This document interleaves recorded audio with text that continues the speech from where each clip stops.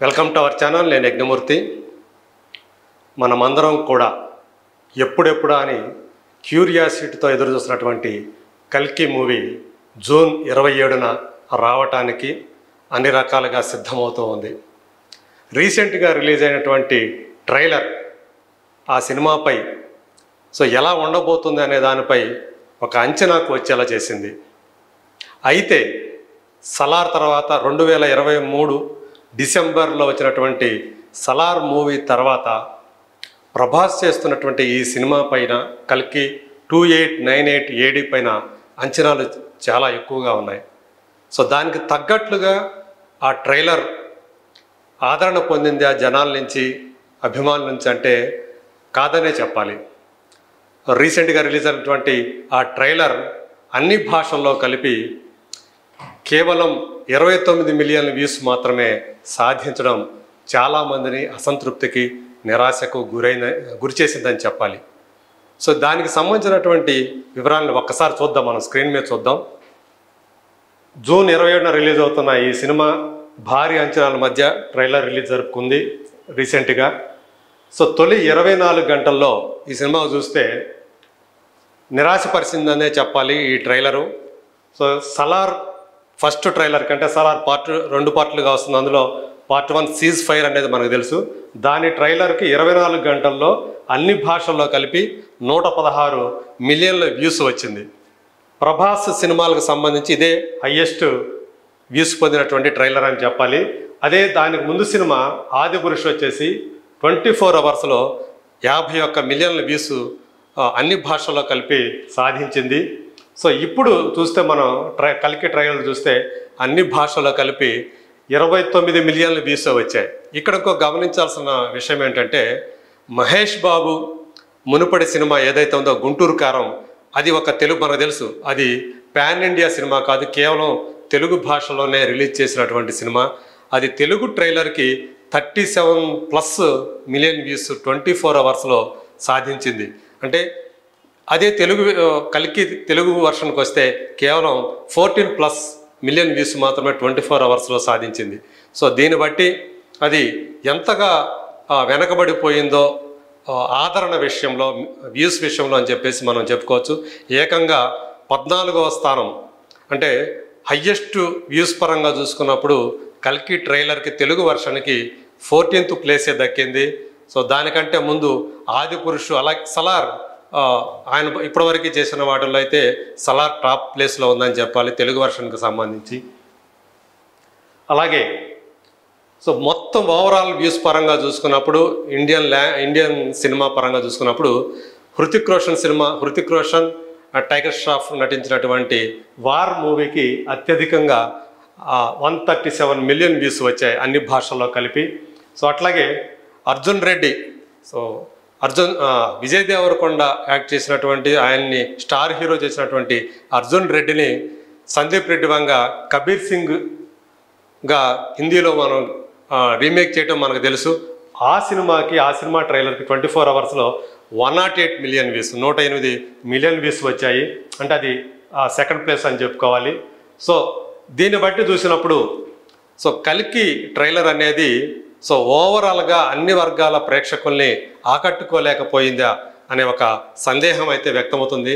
ఎందుకంటే సలార్ సినిమా చూసుకున్నట్టయితే last year అందులో ఉన్నటువంటి ఆయన మాస్ యాక్షన్ హీరోగా ఎంతగా అలరించాడో ప్రభాస్ మనకు తెలుసు. అందులో ఆయన చాలా తక్కువ డైలాగ్స్ తోటే ఎక్కువ భావోద్వేగాలు ఉన్నటువంటి ఆ క్యారెక్టర్లో తను బ్రహ్మాండంగా విశేషంగా రాణించాడు. అందుకు తగ్గట్లే బాహుబలి తర్వాత చూసుకుంటే ఆయన సినిమాల్లో, అంటే తెలుగుకు సంబంధించి అత్యధిక వసూలు సాధించిన సినిమాగా సలార్ నిలిచిందని చెప్పుకోవాలి. ఈ సినిమా సంబంధించి చూసుకుంటే కల్కి 2898 AD సినిమా సంబంధించి చూసుకుంటే 600 కోట్ల రూపాయల భారీ బడ్జెట్ తోటి ఈ సినిమాని వైజయంతి మూవీస్ నిర్మిస్తోంది. చలసాని అసిదత్, అట్లాగే ఆయన కుమార్తెలు స్వప్న దత్, ప్రియాంక దత్ ఈ సినిమాని నిర్మిస్తున్నారు. నాగ్ అశ్విన్ మహానటి, అంతకుముందు ఎవడే సుబ్రహ్మణ్యం సినిమాలని డైరెక్ట్ చేసినటువంటి నాగ్ అశ్విన్ తన 3వ సినిమానే ఈ రేంజ్లో, అంటే ఒక పాన్ వరల్డ్ మూవీగా, ఒక గ్లోబల్ మూవీగా ఈ కల్కిని రూపొందిస్తూ అందరి దృష్టిలోనూ పడ్డాడు. ట్రైలర్ వరకు చూసుకున్నట్లయితే అదంతా కూడా ఈ మధ్య కాలంలో వచ్చినటువంటి హాలీవుడ్ బిగ్ ఫిలిమ్స్, ఒక డ్యూన్ కానివ్వండి, అట్లాగే మ్యాడ్ మ్యాక్స్ ఫ్యూరీ రోడ్ కానివ్వండి, అట్లాగే స్టార్ వార్స్. సో ఈ సినిమాల ఆ స్థాయిలో ఉంది, వాటిని గుర్తు చేస్తూ ఉంది అని చెప్పేసి ఈవెన్ ఇండియన్ సినిమా విశ్లేషకులే కాకుండా ఇంగ్లీషు హాలీవుడ్ సినీ విశ్లేషకులు కూడా దాని గురించి విశ్లేషణ చేసిన సందర్భాలు మనం చూసాం. సో ప్రభాస్కి 150 కోట్లు ఈ సినిమా ఒక్కదా ఇస్తూ ఉంటే అందులో అమితాబ్ బచ్చన్, కమల్ హాసన్, దీపికా పడుకోనేకి ఒక్కొక్కరికి 20 కోట్లు రెమ్యూనరేషన్ అందాయి అని చెప్పేసి మనకి సమాచారం అందుతూ ఉంది. అట్లాగే ఈ సినిమాలో కమల్ హాసన్ విలన్గా మనకు కనిపించబోతున్నారు. ట్రైలర్లో లాస్ట్లో ఆయన కనిపించి మరో ప్రపంచం అని చెప్పేసి చెప్పే ఆ డైలాగ్ తోటి ఆయన ఆహార్యం కానీ సో ఒక కొత్తగా ఆయన కనిపిస్తున్నాడు. గతంలో ఆయన ఎన్నో రకాల ప్రయోగాలు చేశారు. ఇప్పుడు ఈ సినిమాలో మెయిన్ విలన్గా ఈ సినిమాలో ఆయన ఏం చేయబోతున్నారు, ఆయన్ని భైరవ పాత్రలో ఎలా ప్రభాస్ అడ్డుకుంటాడు, ప్రభాస్ని ఒక టపోరి లాంటి క్యారెక్టర్ అయినటువంటి ప్రభాస్ని ఎలాగా కమల్ హాసన్కి ధీటుగా తయారు చేస్తారు అనే పాత్ర అశ్వత్థామదైతే ఆ పాత్రలో అమితాబ్ బచ్చన్ చేశారు. అలాగే దీపికా పడుకోనే మనం చూసాం ఈ ట్రైలర్లో. సో నువ్వు కనబోతున్నది మామూలు బిడ్డని కాదు, సృష్టిని అని చెప్పేసి చెప్తున్నటువంటి ఆ డైలాగ్ ఏదైతే ఉందో దాన్ని బట్టి ఈ సినిమాలో దీపికా పడుకోనే ఎంత కీలకమైనటువంటి ఒక పాత్రను చేస్తుందో. సో అంటే ఆమె ఈ సినిమాలో ఒక ప్రెగ్నెంట్ లాగా మనకి అందులో చూపించారు ఆ ట్రైలర్లో. సో కాబట్టి ఆమె ఒక బిడ్డకి జన్మనివ్వబోతుంది. ఆ బిడ్డ ఒక గొప్ప శక్తులు ఉన్నవాడిగా మనకి, అంటే ఒక సృష్టి అని చెప్పేదాన్ని బట్టే ఎంత కీలకమో పుట్టబోయే బిడ్డ అని చెప్పేసి మనకు అర్థమవుతుంది. అలాగే మరో బాలీవుడ్ నటి దిశా పటానీ కూడా ఈ సినిమాలో ఒక కీలక పాత్రలో మనకు కనిపిస్తూ ఉంది.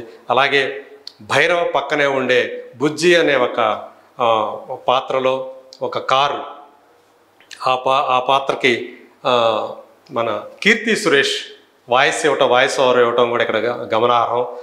చాలా క్యూట్గా ఆ వాయిస్ ఆ బుజ్జి క్యారెక్టర్కి కరెక్ట్గా సరిపోయిందని చెప్పేసి మనం చెప్పుకోవచ్చు.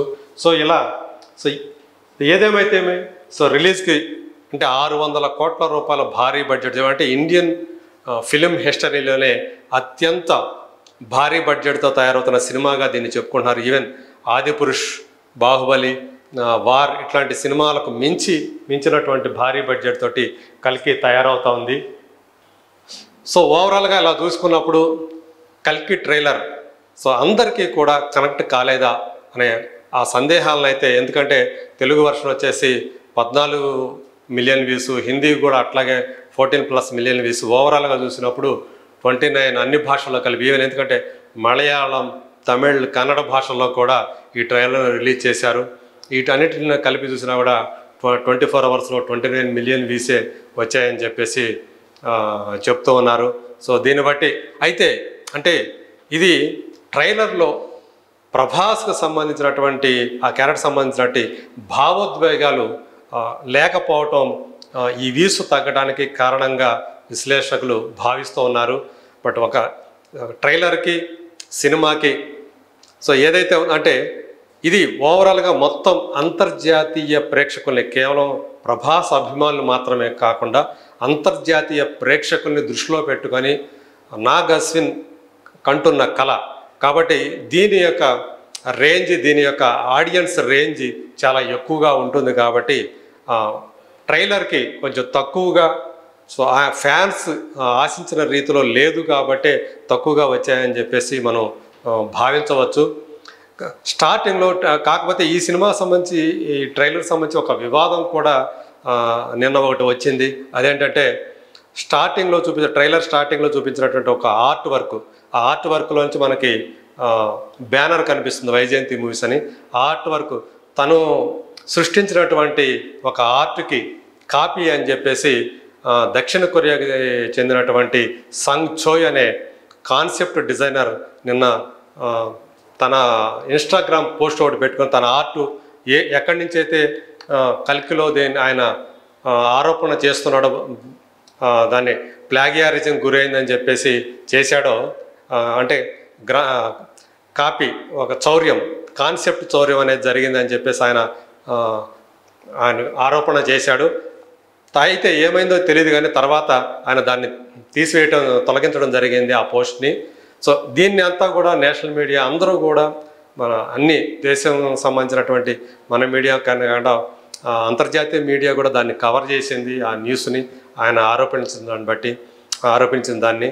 సో అయితే ఏదేమైనప్పటికీ కూడా ఇది నాగ్ అశ్విన్ మేధస్సు నుంచి పుట్టినటువంటి, అలాగే భారతీయ పురాణాల నుంచి పుట్టినటువంటి, మహాభారతం ఇట్లాంటి వాటిన్నింటినీ కూడా పుట్టినటువంటి ఒక మంచి కాన్సెప్ట్ ఓరియంటెడ్ సైన్స్ ఫిక్షన్ ఫిల్మ్గా మనం చెప్పుకోవచ్చు.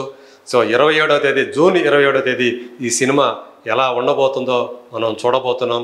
సో ట్రైలర్కి ఆశించిన రీతిలో రాకపోయినప్పటికీ కూడా, వీక్షణలు రాకపోయినప్పటికీ కూడా బాక్స్ ఆఫీస్ దగ్గర సో బాహుబలిని మించి కలెక్షన్స్ వసూలు చేస్తుందని చెప్పేసి చాలామంది భావిస్తున్నారు విశ్లేషకులు, అటు భారతీయ ఇటు హాలీవుడ్ విశ్లేషకులు కూడా.